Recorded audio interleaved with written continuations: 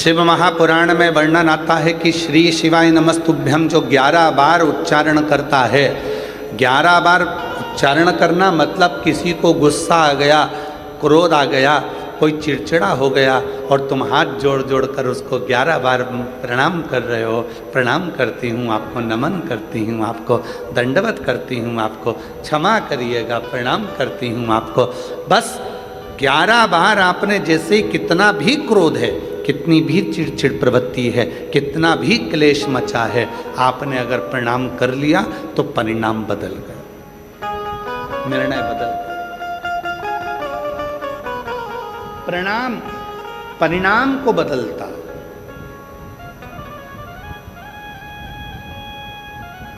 महादेव नमन चरणों में स्वीकार कीजिए, सबका किया है मेरा भी उद्धार कीजिए, उद्धार कीजिए। कई लोग कहते हैं गुरुजी आप इस लाइन को बोलो पर आप सबसे बुलवाते हैं, उसका कारण क्या है? हमने कहा कि शिव महापुराण की कथा केवल कथा नहीं है, शिव महापुराण की कथा में आप अपने पिता से बात करने के लिए आए हो और यहाँ आया हुआ एक एक जीजी, एक एक जीजा, एक एक बेटी, एक एक बेटा, मेरी एक एक बहन, एक एक माता, बुजुर्ग पिता जब इस लाइन को बोलते हैं, उनके मुख से जब ये लाइन निकलती है कि सबका किया है मेरा भी उद्धार कीजिए, तो आपकी वाणी उस शिव को लगती है और शिव आप पर करुणा करना प्रारंभ कर देते हैं, आप पर कृपा करना प्रारंभ।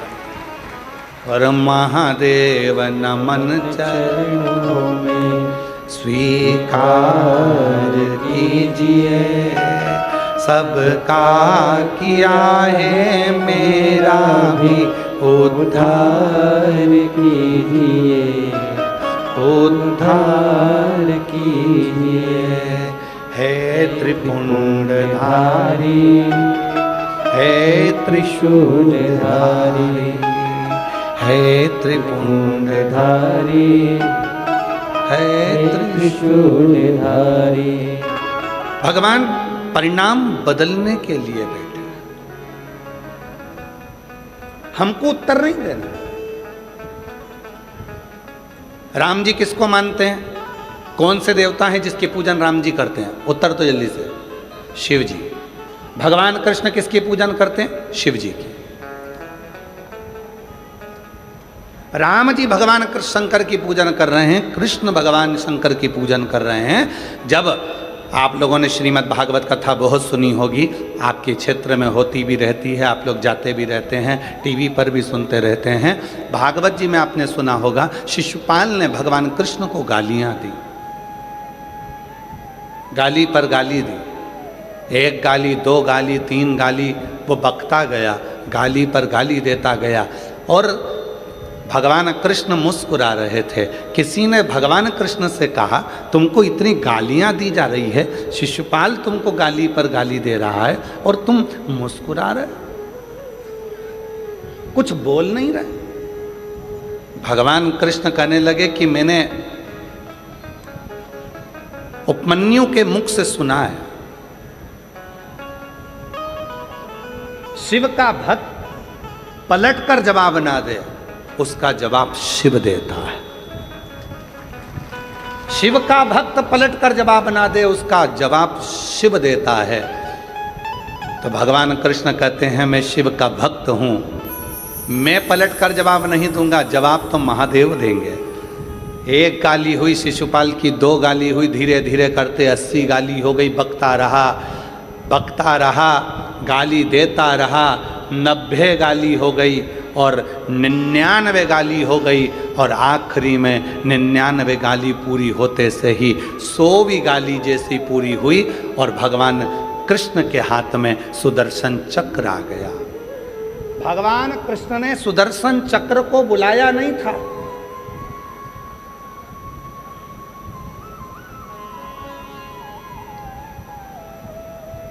इतनी बड़ी सभा लगी है, उस सभा में भगवान सुदर्शन चक्र उठाएंगे क्या मारने के लिए? भगवान कृष्ण ने सुदर्शन चक्र को बुलाया नहीं था, पर भगवान कृष्ण के हाथ में सुदर्शन चक्र आ गया और वो सुदर्शन चक्र छूटा और शिशुपाल का शीश कट गया। सारे लोगों ने कहा कि भगवान कृष्ण ने शिशुपाल का शीश काट दिया, और भगवान कृष्ण के मुख से निकलता रहा, मैंने शीश नहीं काटा, ये सुदर्शन चक्र मेरा है ही नहीं। जब भगवान नारायण ने अपना एक नेत्र भगवान शिव को दिया था, तब भगवान शंकर त्रिनेत्रधारी हो गए थे, और भगवान शंकर इतने प्रसन्न हो गए थे कि उन्होंने अपना सुदर्शन चक्र भगवान नारायण को दे दिया था। शिवजी त्रिनेत्रधारी हो गए और भगवान विष्णु सुदर्शन चक्रधारी हो गए। तो भगवान कृष्ण कहते हैं ये चक्र मैंने नहीं उठाया, ये चक्र तो मेरी उंगली पर अपने आप आ गया, ये चक्र भी मेरा नहीं है और मारने वाला भी मैं नहीं हूँ। तो किसी ने पूछा फिर शिशुपाल को मारा किसने है? तो भगवान कृष्ण कहते हैं कि भगवान शंकर का मैं भक्त हूँ और अपने भक्त का अपमान शिव कभी सहता नहीं है, इसलिए उसी ने मार दिया।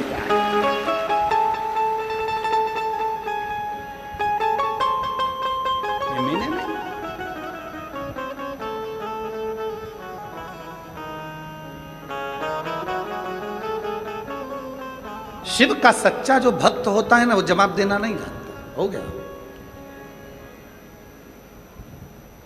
कितनी सुंदर बात कही है। भटिंडा वाले तो सुन ही रहे हैं, साथ में जितने लोग आस्था चैनल पर कथा सुन रहे हैं, जितने फेसबुक यूट्यूब पर कथा सुन रहे हैं, जितने लोग लाइव कथा सुन रहे हैं देश विदेश में बैठकर, शिव पुराण की आज की ये बात अपने भीतर उतार कर रखना।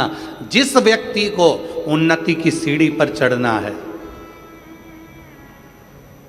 जिस व्यक्ति को आगे बढ़ना है, जिस व्यक्ति को खूब तरक्की करना है, उसको तीन चीज़ों का स्मरण रखना है। उसको तीन चीज़ें अपनी बुद्धि में रखना है। पहला, पीठ पीछे किसी की बुराई मत करो। क्यों? हम जब किसी के पीठ पीछे बुराई करते हैं तो हम कभी भी जिंदगी में उसके आगे नहीं निकल सकते, उसके पीछे ही रहते हैं। पीठ पीछे बुराई मत करो। तीन चीजें बताई गई है। अगर उन्नति की सीढ़ी पर चढ़ना है, आगे बढ़ना है, तो ये तीन चीजें अपने स्मरण में रखना। किसी की पीठ पीछे बुराई मत करो।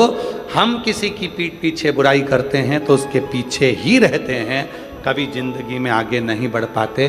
दूसरे नंबर पर, जो आपकी निंदा करे, जो आपकी बुराई करे, उसको गले लगाओ, चाय पिलाओ, नाश्ता कराओ, समोसा खिलाओ, मक्खन पराठा खिलाओ। क्यों?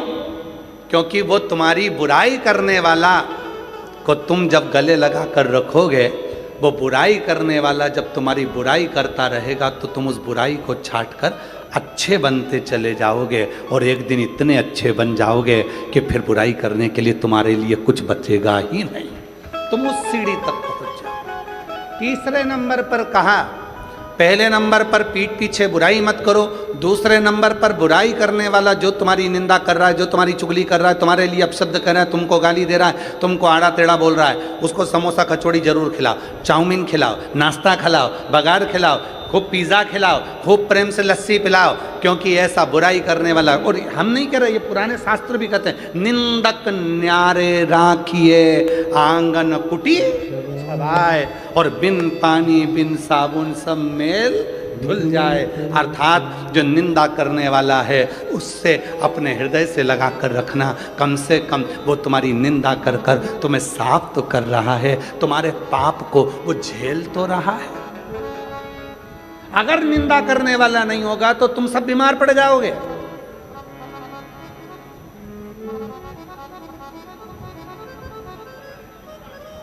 हमारा सासुओं से निवेदन है, अगर तुम्हें अपनी कमर सही रखना है, घुटने सही रखना है, शरीर सही रखना है, तो तुम बहू की चुगली और निंदा करना, बुराई करना बंद कर दो, तुम 50% अच्छी हो जाओगी। और हमारा बहुओं से भी निवेदन है, अगर तुम्हें अच्छा रहना है, कई बहुएं ऐसी हैं 45 की उम्र में, 40 की उम्र में, 35 की उम्र में और कमर दुख रही है, सिर दुख रहा है, हाथ पैर दुख रही है, कब हर 15 दिन में डॉक्टर, हर 8 दिन में डॉक्टर, ये डॉक्टर बदला, वो डॉक्टर बदला, वो डॉक्टर बदला। कारण क्या है? क्योंकि तुम सास की निंदा करती होगी, और निंदा का मतलब आप सब जानते हो, शिव महापुराण में वर्णन आता है, निंदा की एक कथा आती है, बड़ी सुंदर कथा है, आप सुनिएगा, फिर आप याद करिएगा कि सियोर वाला बाबा गलत तो नहीं बोल दिया। एक कथा आती है, एक संत का झोपड़ा था, संत की कुटिया थी। राजा जंगल में गया, वन में गया,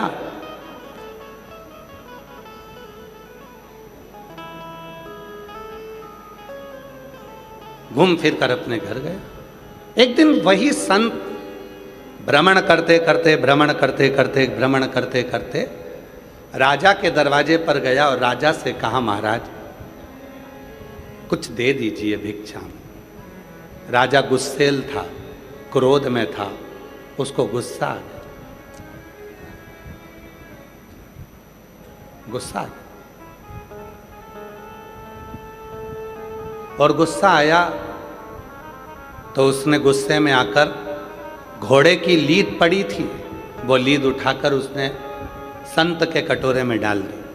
संत ने वो लीद को ले जाकर अपनी कुटिया के पीछे डाल दी, कुटिया के। राजा भ्रमण करते हुए जंगल में आया, रात्रि का समय था, भटक गया।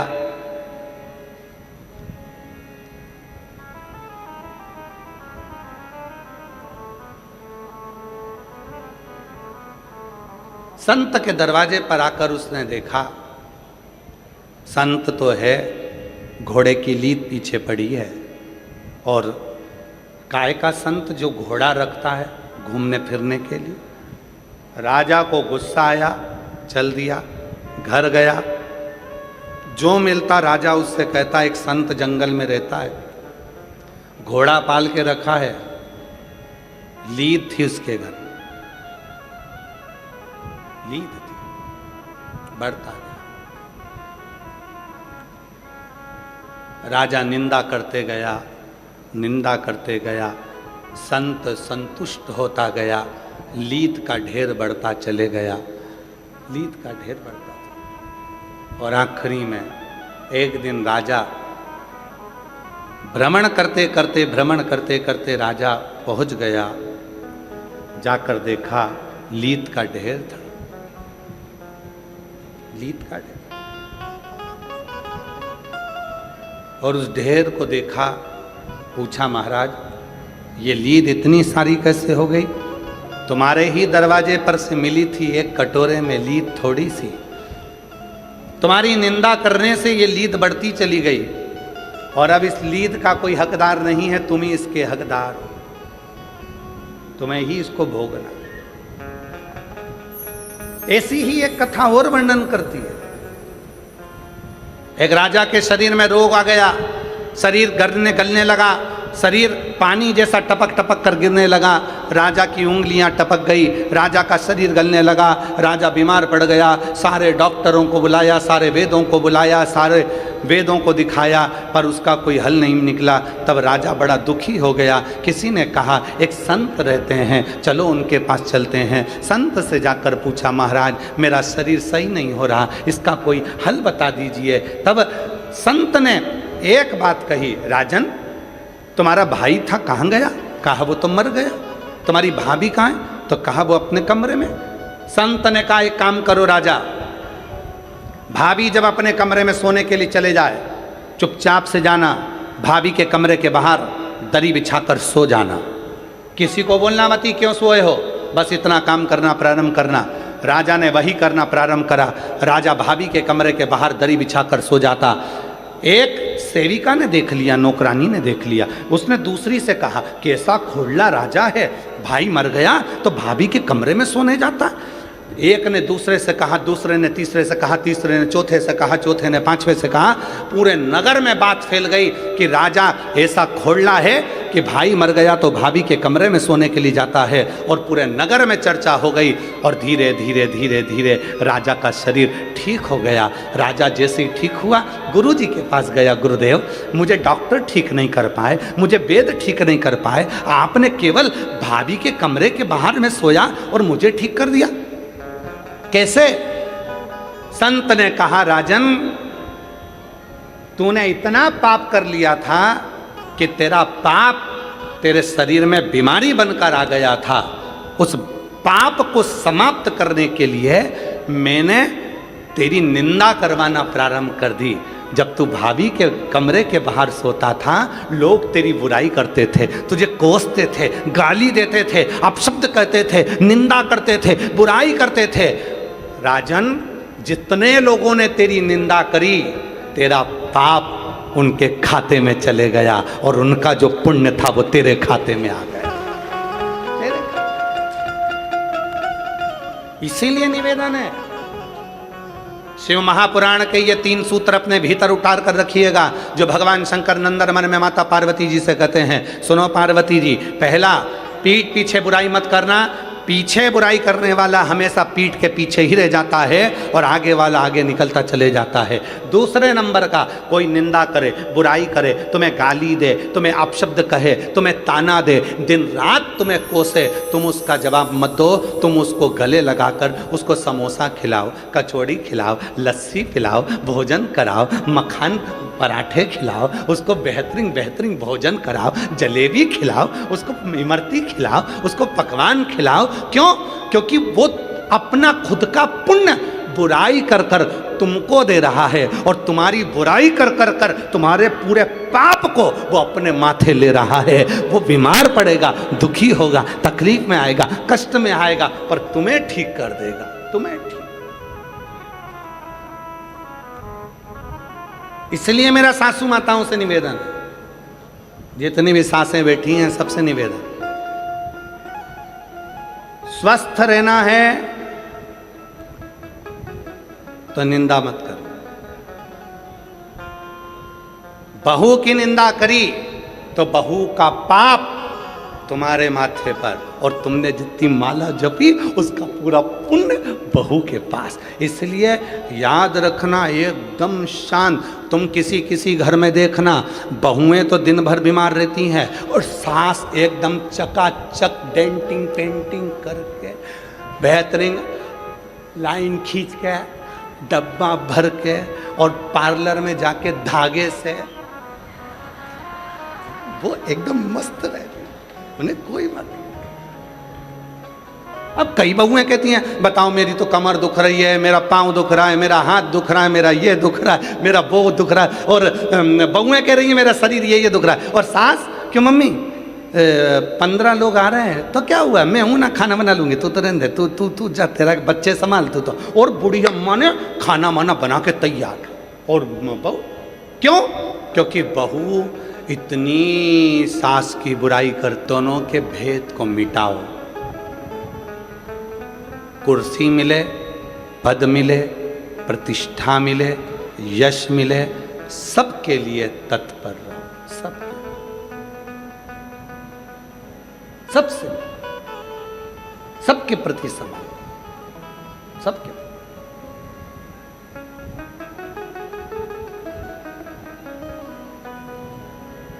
समर्पण इसी को कहते हैं।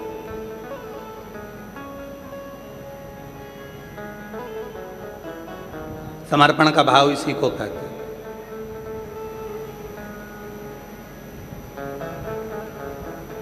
और जिसमें समर्पण का भाव होता है वही जीवन में सार्थक होता है। कुर्सी मिले, पद मिले, प्रतिष्ठा मिले, पर आपका समर्पण सबके प्रति, गरीब है, अमीर है, सबके प्रति। अभी हम कल की बात, हम परसों की बात है, परसों हम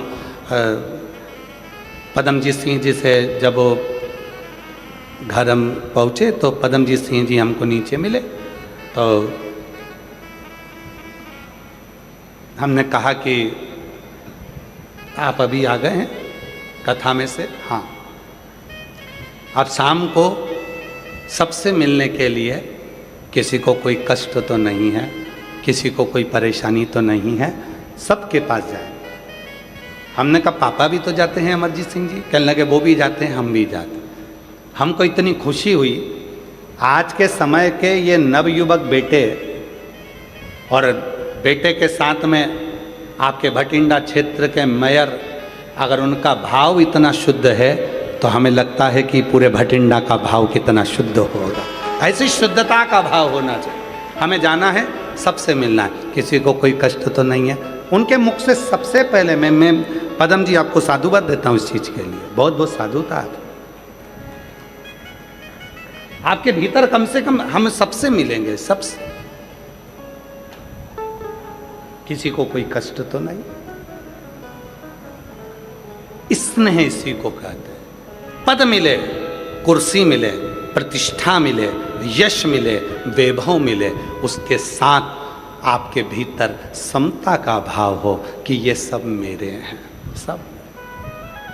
हम तो बाबा के भरोसे चलते हैं, हम तो बाबा के भरोसे। समता का भाव, और जब समता का भाव होता है, शिव जी कहते हैं पार्वती से, हे पार्वती, संसार सागर में उन्नति की सीढ़ी पर चढ़ने के लिए सबसे पहली चीज है आप किसी के पीठ पीछे बुराई ना करें। दूसरा, आपकी निंदा कोई करता है उससे प्रेम करो। और तीसरा, सब में समता का भाव रखो। फिर दुनिया में कोई ताकत नहीं है जो तुम्हें आगे बढ़ने से रोक दे। आप उन्नति की सीढ़ी पर चढ़कर ही रहोगे, आप आगे बढ़कर ही रहोगे। प्रथमता में आप प्रथम, कोई दूसरा नहीं करता, कोई दूसरा। बन सके हम अगर शंकर की आराधना, साधना, उपासना नहीं कर सकते तो शिव की निंदा भी ना सुनो।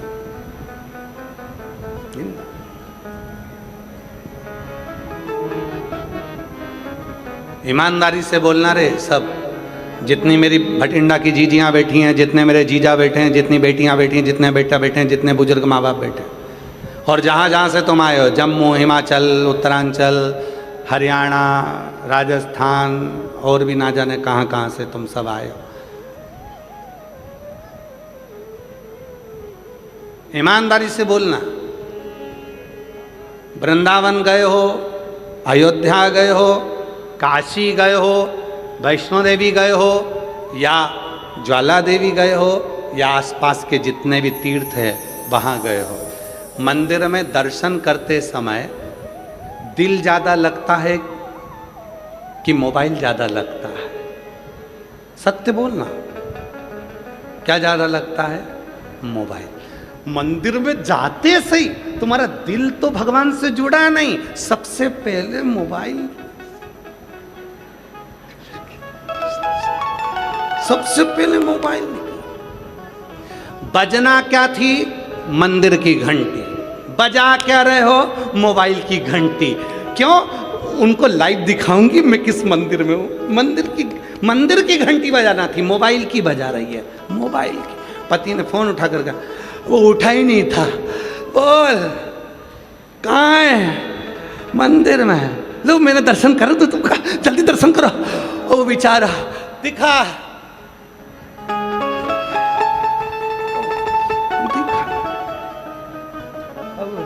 उसका दिल ही नहीं है, और तू जबरदस्ती उसको उठा के, देखो देखो भगवान कितने सुंदर लग रहे ना, हाँ अच्छा लग रहा है। जो अभी मैं दूसरे मंदिर में जाऊंगी, जब वो भी दर्शन कराऊंगी। पति बोला मैं नहाने जा रहा हूं, तेरे हाथ जोड़ रहा हूं, तू चुपचाप बैठ।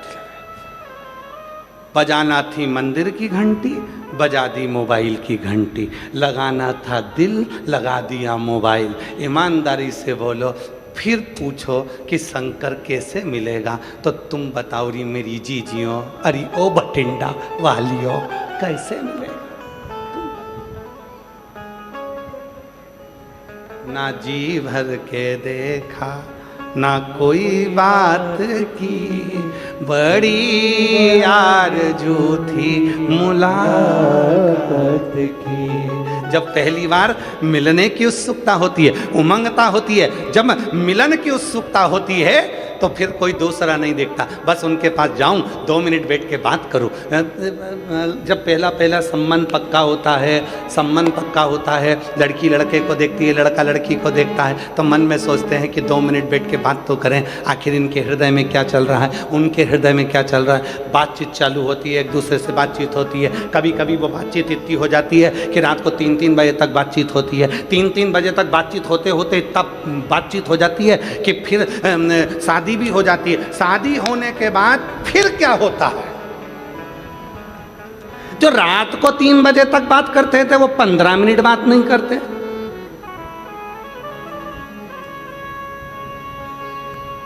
क्यों? मोबाइल लगाया, दिल नहीं लगा पाया। दिल लगा लेता और मोबाइल नहीं भी लगाता तो वो अजर और अमर चलता रहता, जीवन भर चलता रहता। वो दिल नहीं लगा।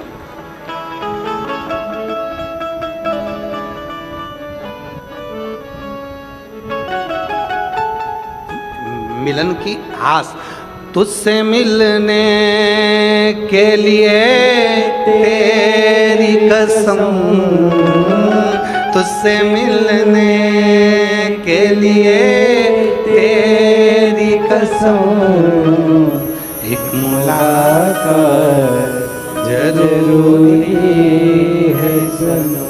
उसे मिलन की आस बढ़े। मंदिर गए, कहाँ गए? मुरली मनोहर मंदिर में। कहाँ गए? कुबेरेश्वर धाम में। कहाँ गए?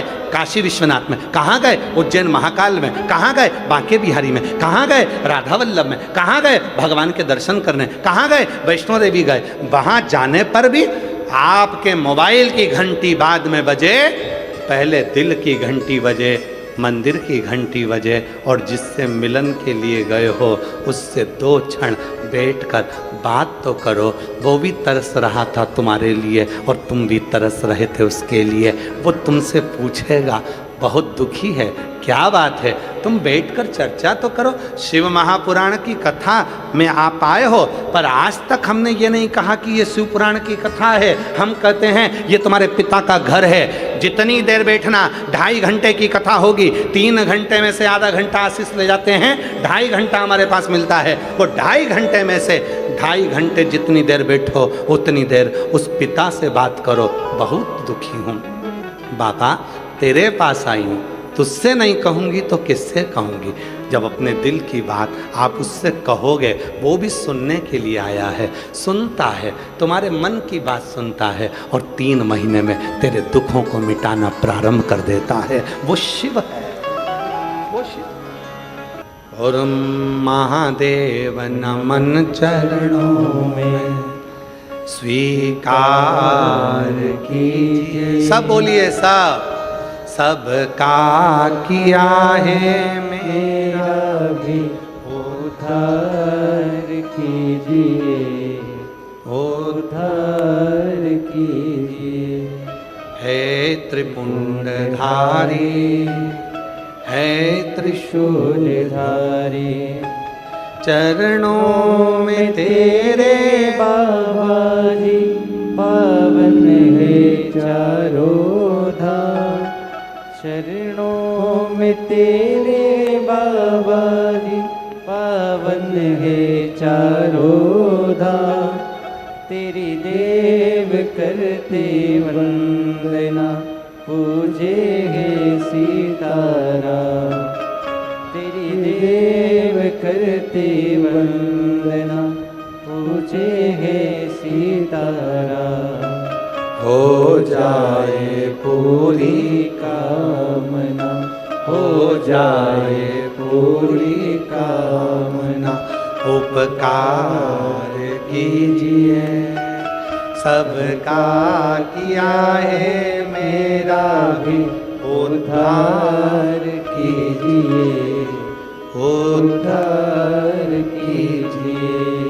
है त्रिपुंडधारी, है त्रिशूलधारी, है त्रिपुंडधारी, है त्रिशूलधारी। उसे नमनता भाव की, थोड़ा दिल लगाओ शिव से, थोड़ा दिल।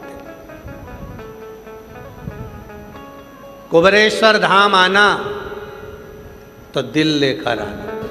कुबेरेश्वर धाम की कावड़ का इसलिए महत्व होता है, वहाँ सावन के महीने में 1 महीने तक लोग जल भरते हैं, सीवन माँ का कुबेरेश्वर बाबा पर समर्पित करते हैं।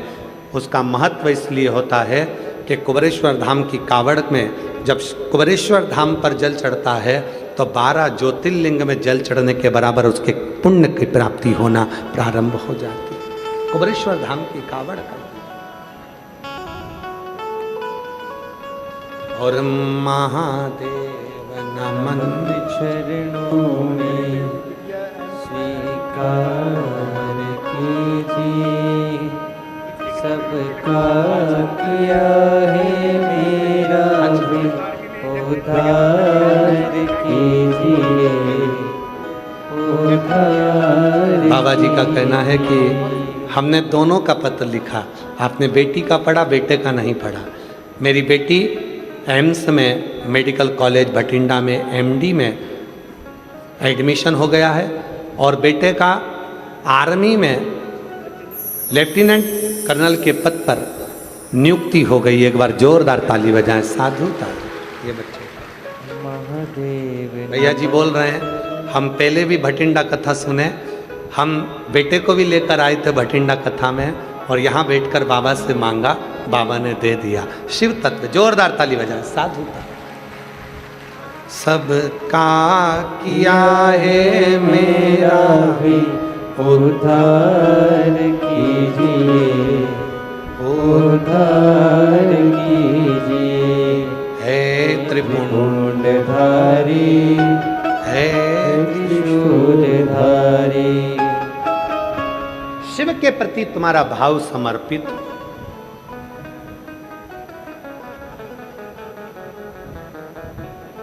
भाव नहीं होगा तो भगवान कैसे मिलेगा? भाव बिना परमात्मा नहीं मिल सकता। भाव है तो परमात्मा। लगाओ थोड़ी देर शिव में अपना मन, अपना दिल भगवान शंकर में लगाओ। जितनी देर शिव के मंदिर में मत्था टेकने के लिए जाओ, गुरुद्वारे में मत्था टेकने के लिए जाओ, मंदिर में मत्था टेकने के लिए जाओ, उतनी देर मोबाइल के कनेक्शन से नहीं जुड़ना है, शिव के कनेक्शन, गुरु की वाणी के कनेक्शन। संसार सागर में शिव महापुराण में भगवान शंकर कहते हैं, पार्वती जीवन के जिन सूत्रों में शरणागति का जो सूत्र है वो सूत्र ही है, वो सूत्र में है ही है कि आप कितने समर्पित, कितना समर्पित। कई लोग ऐसे होते हैं उनका समर्पण ही नहीं होता। जैसे 3 दोस्त पिकनिक करने गए और 3 दोस्त जब पिकनिक करने गए, पार्टी करने के लिए गए, समोसा लिया, कचौड़ी ली, कोल्ड ड्रिंक ली, पानी की बोतल ली, लेकर चल दिए, जंगल में पहुंच गए। जंगल में पहुंचकर तीनों ने घूमा फिरा, नहाया और बैठे खाने के लिए, तो देखा कि कोल्ड ड्रिंक की बोतल और पानी की बोतल दोनों घर छूट गई। कोल्ड ड्रिंक की बोतल भी घर रह गई और पानी की बोतल भी घर रह गई। अब तीनों ने विचार करा कि घर जाएगा कौन लेने के लिए, तो तीनों ने पर्ची पर नाम लिखा अपना अपना और 3 पर्ची बनाकर और उसको नीचे डाल दिया। 3 पर्ची जैसे ही नीचे फेंकी, जिसका नाम आएगा वो घर जाएगा, पानी की बोतल और कोल्ड ड्रिंक लेकर आएगा। जब तक नहीं आएगा तब तक अपन समोसा, कचौड़ी, इमरती और पिज़्ज़ा नहीं खाएंगे। सब पर्ची फेंकी, एक लड़के का नाम आया, उससे कब तू घर जा लेकर आ। वो घर गया लेने के लिए। 1 घंटा हो गया, 2 घंटा हो गया, 2.5 घंटा हो गया, 3 घंटा हो गया, नहीं आया। दोनों दोस्तों ने विचार करा कि इसकी मम्मी ने कहीं काम पर लगा दिया होगा, इसलिए पानी की बोतल और कोल्ड ड्रिंक की बोतल लेकर नहीं आया। एक काम करते हैं, अपन दोनों खा लेते हैं और फिर घर चलते हैं। दोनों ने समोसा उठाया खाने ही वाले थे, मुंह के पास ले जाने ही वाले थे, इतनी देर में वो पेड़ के पीछे से आ गया और आते से ही बोला, मुझे पहले ही मालूम था कि तुम खा जाओगे, इसलिए मैं गया ही नहीं। ऐसे कई लोग हैं संसार में जो ये इंतजार में बैठे रहते हैं कि वो गई थी, उसने शिव जी को जल चढ़ाया, उसका काम हुआ कि नहीं हुआ। उसने कहा, अरे भैया, किसी की फाइल मोटी होती है, किसी की फाइल पतली होती है, सबके मन का भाव होता है। कई बार ऐसा होता है जो दूसरे को बताता है वही मंजिल तक नहीं पहुंच पाता है और चलने वाला मंजिल तक पहुंच जाता है। कई बार ऐसा, आप विश्वास कर कर उसके करीब तो जाओ। एक पत्र अच्छा है, देखिए।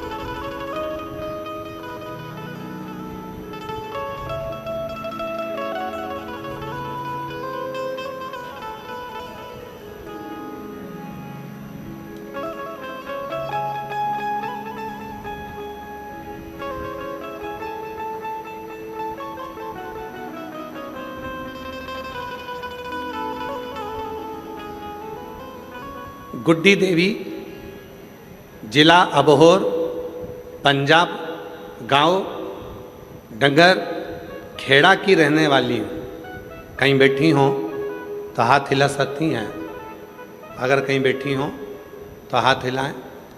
गुड्डी देवी, जिला अबोहर, पंजाब, गांव डंगर खेड़ा की रहने वाली हूँ। आ जाइए, आ जाइए। डंगर खेड़ा की रहने वाली हूँ। दिनांक 5 मई सन 2025 को मेरे अचानक पेट में दर्द होने लगा। मैंने अबोहर सिविल अस्पताल में मैंने जांच करवाई। वो डॉक्टर ने मुझे बच्चादानी में 2 गठान बताई। गठान कैंसर की बोला। फिर मैंने दोबारा जांच करवाई।